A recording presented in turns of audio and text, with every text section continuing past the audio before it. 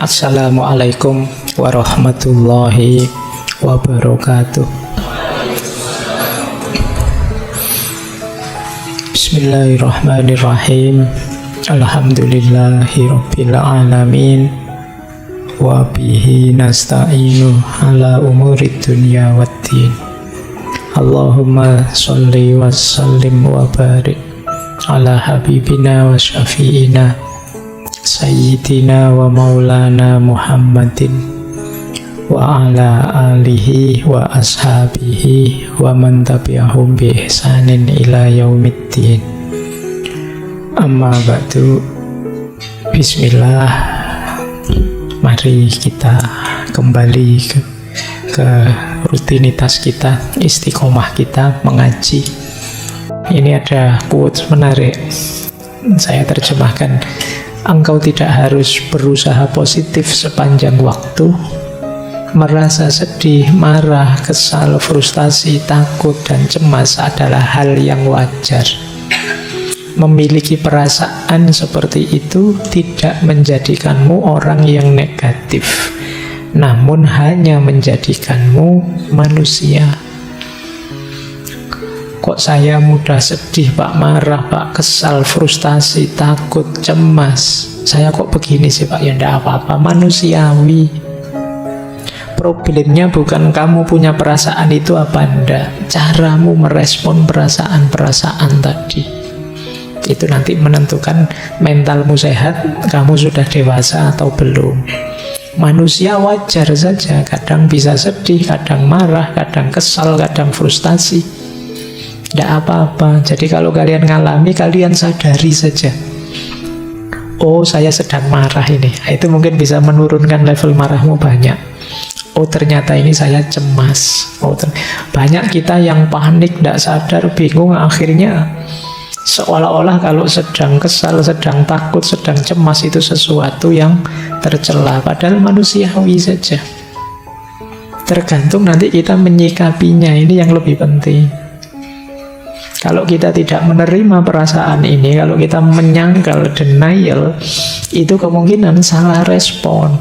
Wong marah tapi enggak, kok saya enggak marah. Kata siapa marah tapi kalau melulu-melulu. Ya sudah jelas marah tapi enggak diakoni. Kalau marah itu sulit disembuhkan. Sudah jelas takut, saya enggak takut. Saya enggak takut. Ya, kamu bilang gitu menunjukkan kamu takut sebenarnya. Diakui takut, terus direspon secara positif. Jadi itu dulu saya pernah di pesantren itu, di satu kamar mandi kan dirumorkan sebagai angker. Nah, satu ketika teman saya malam-malam masuk ke situ, tiba-tiba ada angin, pintunya gebrak sendiri. Wah, dia terus berdiri sambil teriak-teriak, aku rawati, aku. Ya. Nah iya, oh, dia bilang tidak takut, justru itu menunjukkan dia ketakutan. Gitu. Kita sering begitu, untuk nutupi sebenarnya kita takut. Oke ya, tidak apa-apa, orang itu wajar saja. Kadang sedih, kadang marah, kadang kesal, kadang frustasi, kadang cemas, kadang takut. Itu masih belum negatif. Bisa negatif kalau respon kita salah. Itu menunjukkan kita masih manusia, kita bukan mesin. Kalau mesin enak, diprogram sabar, isinya sabar terus nggak bisa. Nanti diprogram tawakal terus gampang kalau mesin. Kalau manusia kan nggak sesimpel itu. Makanya yuk latihan pelan-pelan untuk menyikapinya secara positif. Nah, ini menarik untuk bahan muhasabah ya. Kadang-kadang kita mempertanyakan diri kita, apakah aku normal, Pak? Apakah saya baik-baik saja, Pak? Kalian tidak usah takut, tidak usah frustasi, tidak usah galau kalau merasa tidak baik-baik saja. Wong normal tidak normal itu tergantung parameternya. Di situ saya tulis misalnya, normal dan tidak normal itu bisa dari banyak pendekatan. Bisa normal tidak normal itu pendekatannya sosiokultural, sesuai kewajaran di tengah masyarakat. Kadang-kadang di masyarakat tertentu ini normal, di masyarakat yang lain tidak. Nah, jadi kadang-kadang kalian juga begitu, merasa tidak normal karena tidak cocok saja dengan kesepakatan masyarakatnya. Mungkin tidak ada hubungannya dengan benar salah, tapi yo kalah dari sisi populer saja. Di situ saya kasih contoh ini. Kalau di buku ada contoh, di budaya tertentu menangis meratap pada pemakaman orang asing itu biasa, tapi di budaya yang lain dianggap tidak normal. Wong pemakamannya orang asing kok sampai menangis meratap-ratap. Nah ini namanya budaya. Ada satu daerah kalau teman-teman disuguh makan harus habis. Tapi di daerah yang lain, kalau teman-teman disuguh makan justru jangan habis. Nah itu kenormalan yang berbeda dari kultur yang berbeda. Kenapa sih logikanya kok yang di sini harus habis? Ya biar tidak mubazir. Sementara yang sini jangan sampai habis, biar kita tidak dianggap nek basa Jawa ini geragas. Disuguhi banyak sekali yo, habis semua kan gitu. Ya, makanya kalian harus pinter-pinter ya kalau bertamu di tempat yang jangan sampai habis ya, kalau ngambil makanan yang banyak nanti biar tidak habis. Nah, kalian harus paham budaya. Jadi normal dan tidak normal ini berdasarkan budaya. Ada yang berdasarkan fungsi, namanya pendekatan fungsional. Disebut normal kalau kita bisa melakukan apa saja sendiri, mandiri. Bisa makan sendiri, bisa sekolah sendiri, bisa jalan sendiri, bisa apa-apa mandiri. Terus, oh berarti kamu sehat. Nah ini namanya fungsional, kamu normal. Nah yang tidak bisa sendiri, perlu bantuan, perlu dorongan, orang menyebutnya tidak normal. Ini namanya pendekatan fungsional saja.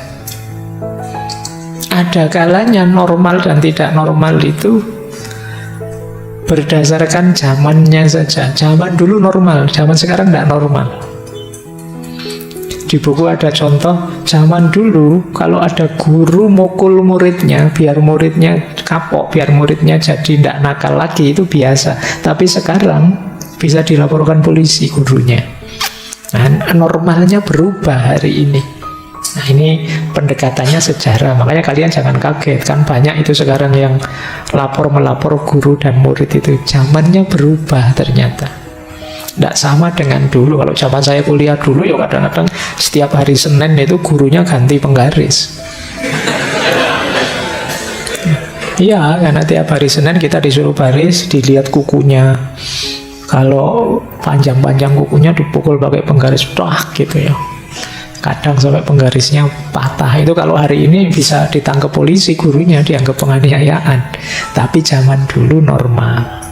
Itu berarti pendekatan sejarah, normal tidak normal itu. Ada kalanya pendekatan situasional, yo lihat situasi. Di situasi tertentu normal, tapi di situasi yang berbeda ya tidak normal. Kamu kuliah misalnya pakai baju tidur, orang menyebut kamu itu tidak normal, kuliah kok pakai baju tidur. Nah berarti apa? Salah situasi. Bukan berarti pakai baju tidur itu keliru, tapi tidak pas situasinya. Nah kalau baju tidur kamu pakai tidur baru pas. Ini namanya situasional. Situasinya apa, kamu melakukan apa. Normal dan tidak normalnya tergantung situasi. Ada pendekatan medis. Kalau ini ya berdasarkan vonis ahlinya. Kalau ingin tahu normal atau tidak, ketemu dokter, ketemu psikiater, ketemu psikolog. Ada normal dan tidak normal itu berdasarkan statistik mayoritas. Itu seperti syairnya Ronggo Warsito itu, menangi zaman edan. Di zaman edan justru yang waras akan dianggap edan, karena semua orang edan. Kalau semua orang sudah edan, yang tidak edan akan dianggap edan. Yang waras dianggap tidak normal, karena semua orang sudah tidak normal lagi. Ini namanya statistik. Misalnya ngaji filsafat ini, semuanya setuju filsafat. Kalau ada satu yang anti filsafat, ini kan dianggap tidak normal. Ini normal dari aspek statistik. Mayoritas, minoritas. Jadi kalian tenang saja kalau ada orang bilang kamu itu dasar ndak normal. Lu ndak normal dari perspektif apa dulu? Apakah perspektif kultural? Apakah perspektif sejarah? Apakah... Jadi biar kamu tidak terlalu stres kalau dianggap tidak normal ya. Ternyata normal tidak normal itu ya parameternya banyak macam-macam. Kadang baik-baik saja ya disebut tidak normal karena salah situasi misalnya. Mungkin kalian sering salah kostum atau salah apa, itu kan situasional. Atau ya vonis dokter saja, kan itu kata dokter. Kalau saya sih kan ada orang yang begitu. Nah, normal dan tidak normal, ya sakit tidak sakit tergantung saya lah, masa tergantung dokternya, kan ada orang kayak begitu. Nah, ini ukuran-ukuran normal atau tidak. Tapi meskipun begitu, kalau ini kan standar, kalian tidak baik-baik saja kalau ada gejala-gejala ini. Ini kita belum masuk ke agama ya, ini masih mencermati diri kita, ini waras apa tidak.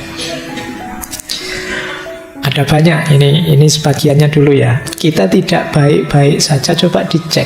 Teman-teman ngalami ini enggak? Yang pertama apa? Moodnya berubah secara drastis. Tiba-tiba sedih dalam sekali tanpa alasan. Atau seperti orang ekstase, ceria luar biasa, padahal ya enggak ada apa-apa. Itu alamat enggak baik-baik saja. Jadi moodnya tiba-tiba sangat drop atau tiba-tiba sangat melambung, tidak terkendali. Nah, kalau ada gejala-gejala seperti ini, ambil nafas sebentar, mundur sebentar. Ada yang tidak beres. Atau yang kedua, ada masalah dengan tidur.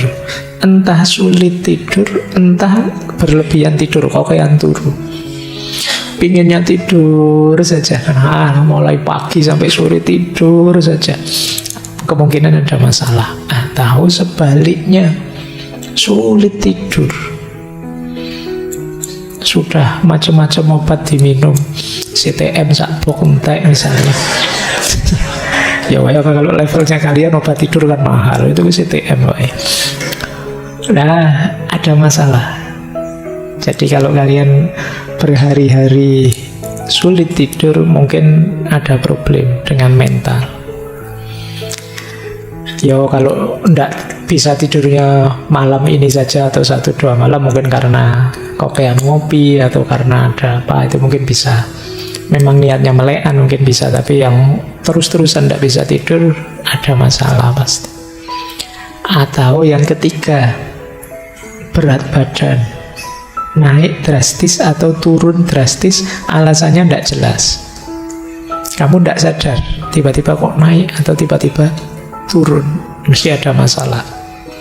Tapi kalau kamu sengaja diet atau sengaja makan banyak, itu beda, memang kamu sengaja. Tapi ini kamu sebenarnya tidak ingin diet, kok tiba-tiba kurus. Kamu juga perasaan makan itu biasa-biasa tapi kok gemuk, atau selera makanmu tidak terkontrol, kemungkinan ada masalah. Atau kamu menyendiri, kamu pingin sendiri, tidak mau diganggu dalam waktu lama, kemungkinan kita tidak baik-baik saja. Ingin mengisolasi diri terus, tidak nyaman saya Pak dengan orang lain, saya pingin dengan duniaku sendiri, tidak mau diganggu, kemungkinan kita tidak baik-baik saja. Atau susah berkonsentrasi, ngambil keputusan susah, selalu bingung. Sekedar pingin makan di mana malam ini, itu mikirnya suwi banget, stres gara-gara itu. Kok kamu kurus? Saya mikir Pak, mikir apa? Mikir makan di mana. Tiap hari begitu Pak, jadi ada masalah Pak.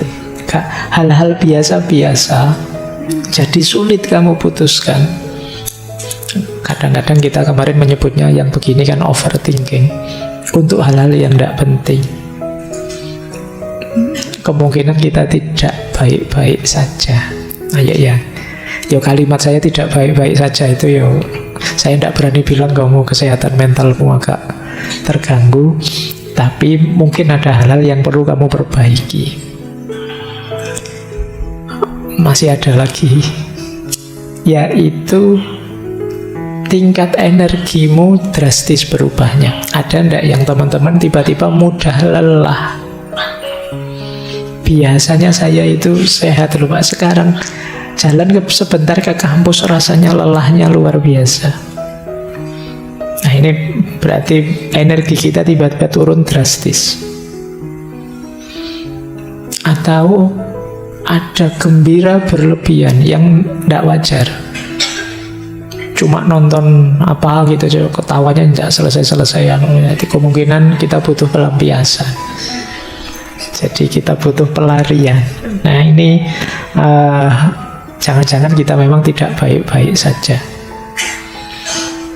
Apalagi yang ini, ada persepsi atau pola pikir yang terganggu. Mungkin ada yang mengalami delusi atau halusinasi, melihat yang sebenarnya tidak ada, atau membayangkan yang buruk-buruk sampai kamu sedih sendiri. Nah ini berarti kita tidak baik-baik saja. Ada lagi perubahan dalam perilaku. Jadi tiba-tiba sensi, ngamukan, tersinggungan. Kemungkinan ya memang tidak baik-baik saja. Atau merasa diri tidak bernilai. Mungkin kemarin pernah saya ceritakan ya, tiba-tiba ada mahasiswa yang curhat ke saya bahwa Pak, kenapa sih saya itu ada di dunia ini? Gunanya apa Allah itu menciptakan saya? Wong saya merasa tidak ada gunanya apa-apa. Saya itu beban bagi semuanya yang lain. Kalau ada yang pikirannya begini ya memang sedang tidak baik-baik saja. Ayo kita bereskan pelan-pelan. Jangan kesusu ngambil keputusan yang buruk-buruk. Jadi ini rasa tidak bernilai. Apa sih gunanya aku, siapalah aku, dan lain sebagainya. Atau kalau yang terakhir ini mungkin agak unik. Ini namanya psikosomatis. Psikosomatis itu sebenarnya gangguan jiwa, tapi merembetnya ke sakit fisik. Mudah sakit kepala, mudah nyeri, asam lambungnya naik, vertigonya kumat, dan lain sebagainya. Ini biasanya namanya psikosomatis. Kalau mau ujian, asam lambungnya naik, itu psikosomatis namanya. Jadi sebenarnya itu pikiran, tapi yang mengimbas ke fisik. Jadi ini kebalikannya mensana in corpore sano. Dalam tubuh yang sehat terhadap jiwa yang sehat. Kalau ini dalam jiwa yang sehat ada tubuh yang sehat. Karena diawali dari pikiran, dari jiwa, mengimbas ke sakit fisik. Kalau dalam sejarah Islam kan ada cerita Imam Ghazali menyembuhkan, saya lupa, kalau bukan Al-Ma'mun ya Al-Amin, waktu muda. Yang dia ini sedang anaknya raja tapi jatuh cinta tapi tidak berani ngomong. Karena ya dia anaknya raja yang dicintai mungkin orang biasa. Sampai kemudian jatuh sakit. Nah, kan jatuh cinta tidak berani ngomong bisa jadi sakit. Ini namanya psikosomatis. Yang itu tidak ada tabib yang bisa menyembuhkan. Akhirnya sama Imam Ghazali ketika beliau diminta nasihatnya gimana agar pangeran ini sembuh, sama Imam Ghazali, Imam Syafi'i, sama Imam Syafi'i dibisikilah nama-nama jalan seluruh kota. Pas nama jalan di mana perempuan yang dia jatuh cinta ini tinggal, pangerannya melek. Wah, seneng Imam Syafi'i. Mesti hubungannya dengan jalan ini. Terus coba cari nama perempuan-perempuan semua yang tinggal di jalan itu.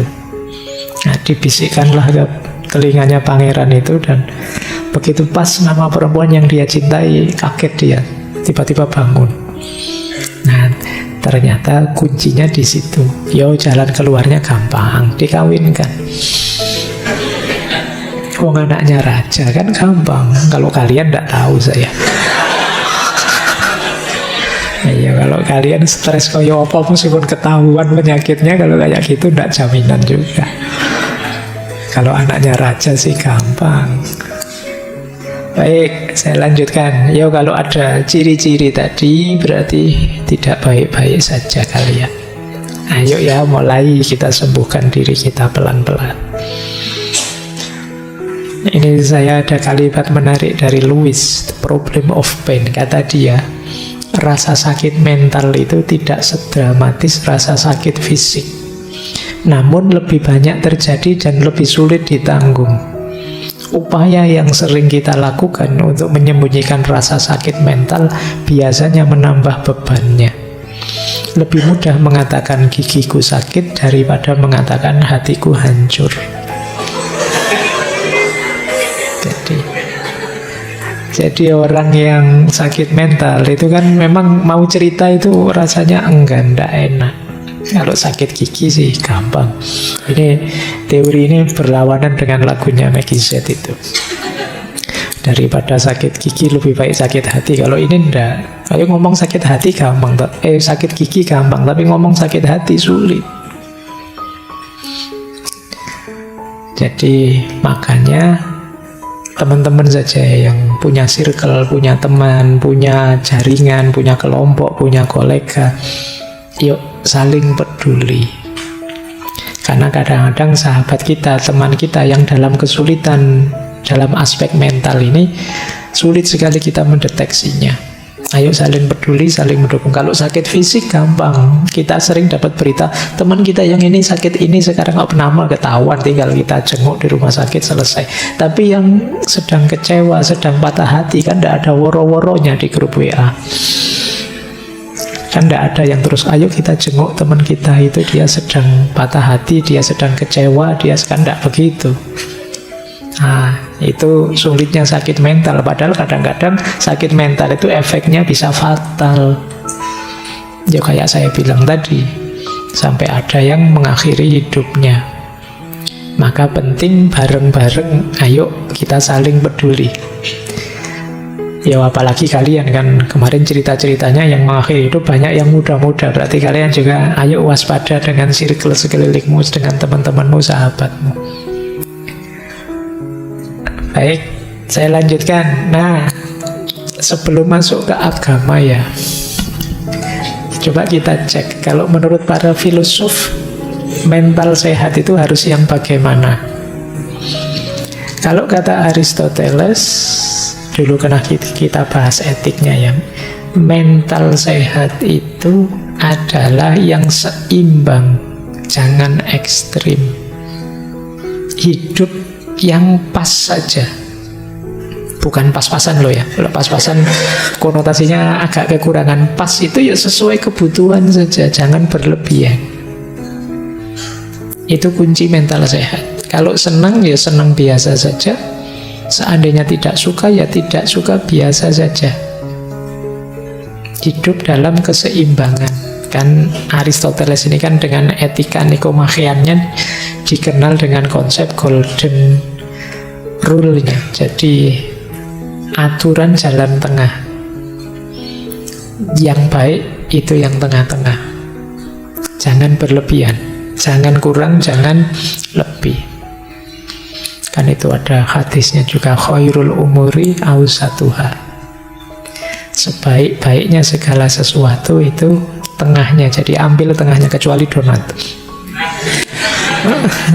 Ya donat tengahnya rawono. Jadi maksudnya jangan berlebihan. Kalau kamu berlebihan nanti mesti ada efeknya ke mental, termasuk berkekurangan.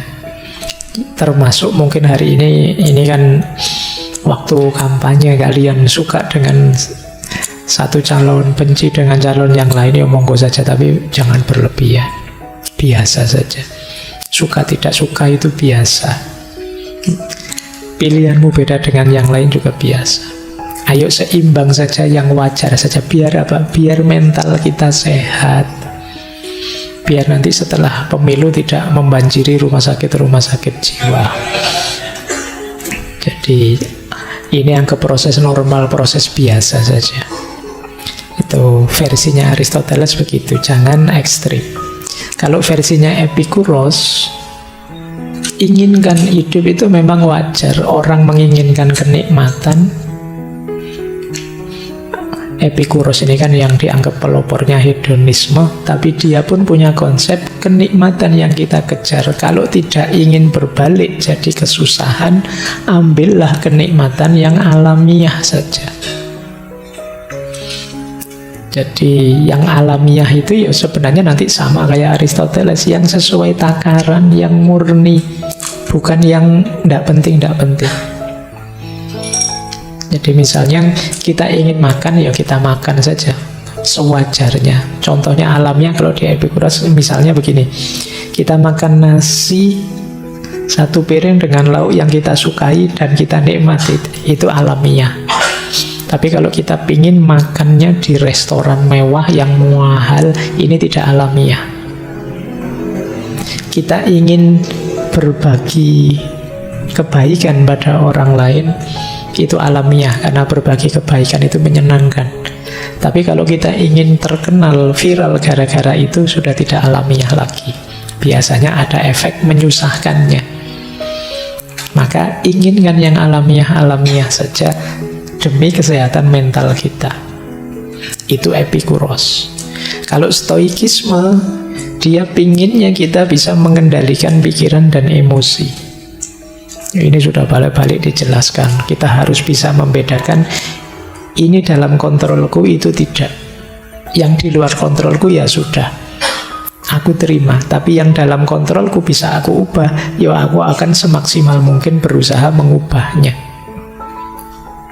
Kalau Freud, dia bilang ya keseimbangan batin dan mengendalikan bawah sadar. Gimana caranya kita tetap hidup di level sadar, tidak sepenuhnya dikendalikan oleh bawah sadar kita.